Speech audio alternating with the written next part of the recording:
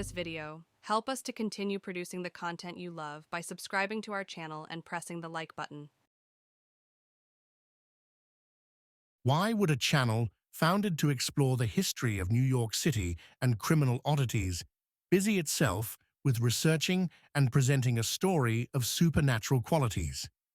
Surely the scientific mind finds itself beyond the reaches of these primitive terrors. Could it be the timing of the year? Might pre-Christian traditions of midwinter be living amongst us?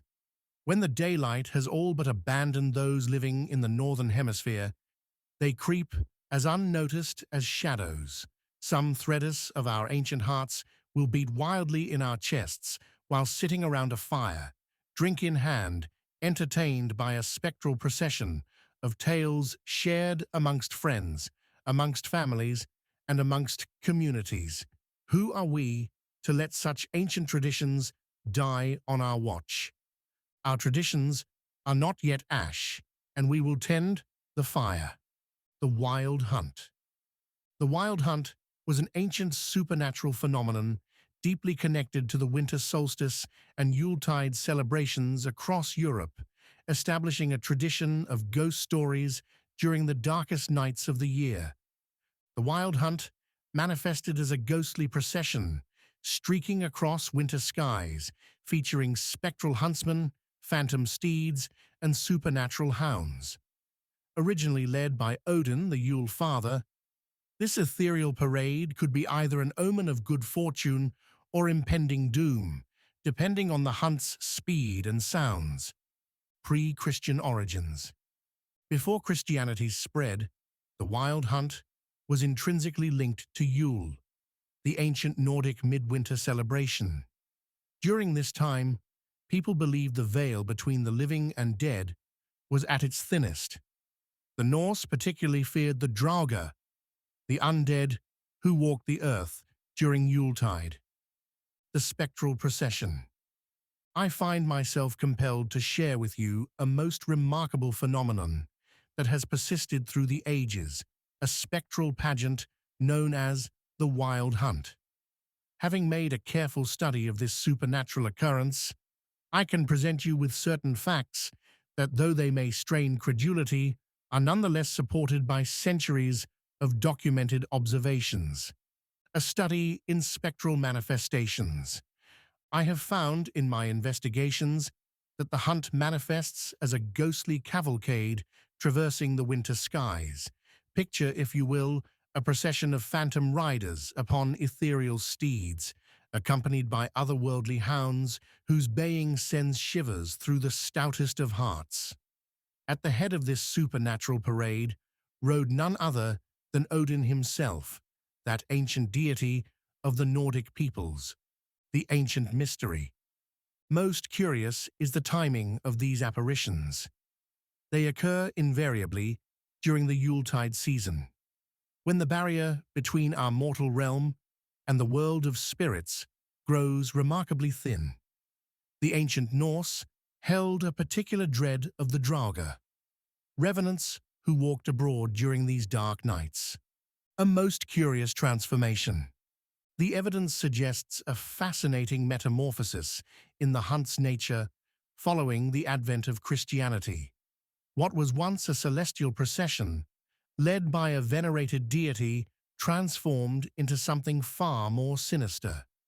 Odin, that great Yule Father, became cast as a demonic entity, and his wild hunt came to be viewed as a harbinger of catastrophe, war, pestilence, and death.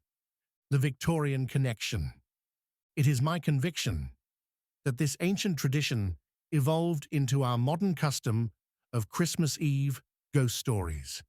Indeed, by the time of Queen Victoria's reign, the practice had become so thoroughly embedded in our culture that one might find gatherings around every hearth with rapt listeners attending to tales of supernatural occurrence. The connection, my friends, is elementary. These traditions, passed down through generations, speak to humanity's eternal fascination with the supernatural during the longest nights of the year. As a student of both the rational and the inexplicable, I find this cultural phenomenon most illuminating indeed. Christian transformation.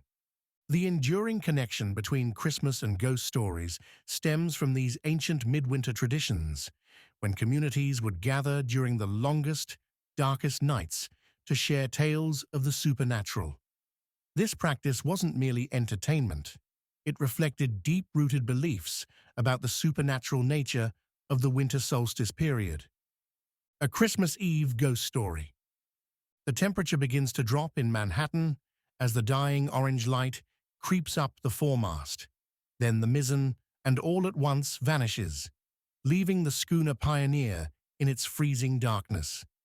Then similar fate befalls the Peking, a German four-master behemoth who made this South Street seaport her home for years. Like all the rest, she fell into the descending night. Sailors shuffle into the many bars and taverns along South Street. A few blocks away, the Francis Tavern, which hosted guests such as Aaron Burr, Alexander Hamilton, and George Washington, still serves ale, whiskey, and food to its more well-heeled guests. The sputtering gaslights of Lower Manhattan steadied themselves into an electric glimmer in the eye of the entrepreneurs who have turned Wall Street into a residential neighborhood, Battery Park into oyster bars and steakhouses for stock market traders in gambling on sports in sums that would make the average New Yorker's nose bleed. From its earliest days, trading beaver pelts gathered by the Lenape and an output of Dutch East India, southern Manhattan's swampy land has held secrets. How deep can a well go? It wasn't the workers who would know that answer, clearing cobblestone to build the Manhattan Bistro in 1980. That would come later to the bartenders, busboys, and servers who would have to descend the steps at least once a night, walking through the basement to fetch wine, vodka, or gin next to the imposing, round brick shape that stood far taller than them. At least 7 feet of a foul memory was now visible to the employees who hurried back up the stairs. The well was strangely pristine, to have been underneath sand and cobblestone for over 150 years. Yes, over a century and a half had passed since the memories, too painful for many, and a murder trial too shameful, for New York City had been buried over and forgotten by the living.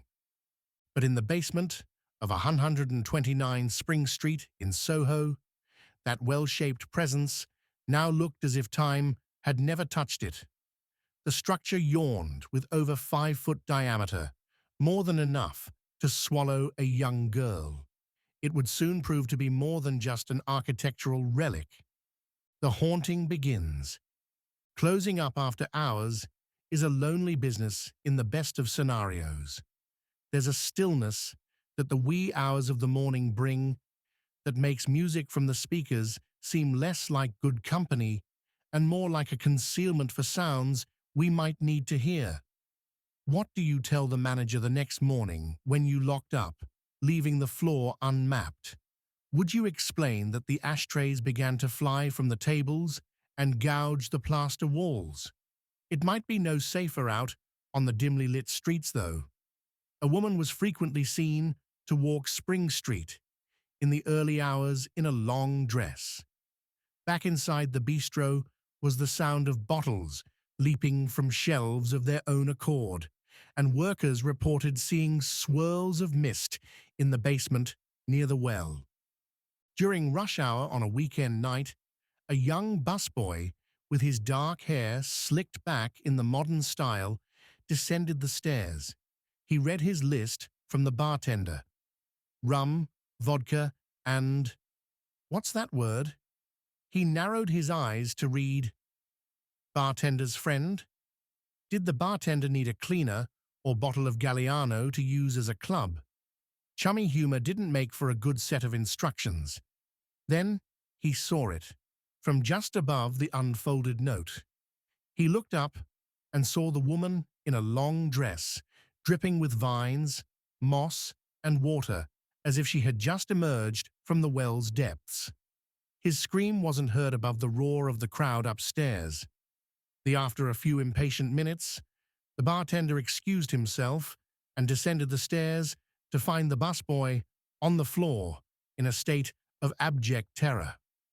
When the bistro closed and COS clothing store took over the space in 2014, the supernatural activity continued. Store employees began experiencing inexplicable events. Merchandise would vanish, elevators would malfunction, and electrical systems would fail without explanation. In the surrounding streets of Soho, particularly around Green and Spring Streets, people report hearing blood-curdling screams. A woman pleading for her life. The dark history. These paranormal manifestations trace back to a tragedy from December 22nd, 1799, when 22-year-old Gulielma Elma Sands disappeared after leaving her Greenwich Street boarding house. 11 days later, her body was discovered in this very well, bearing marks of strangulation. Her accused killer, Levi Weeks, was acquitted in America's first recorded murder trial, defended by none other than Alexander Hamilton and Aaron Burr.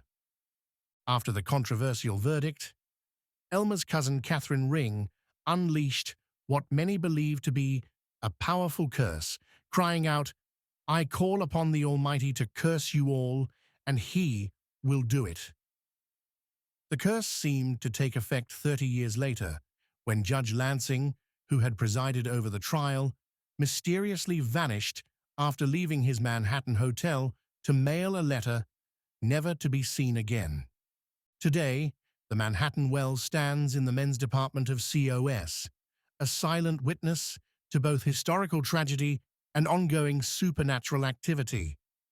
While the well has been filled in and covered with stone slabs, the spirit of Elma Sands seems far from at rest. To learn more about the murder of Elma Sands at Christmas in 1799, click the link to our full video about America's first scandalous murder trial.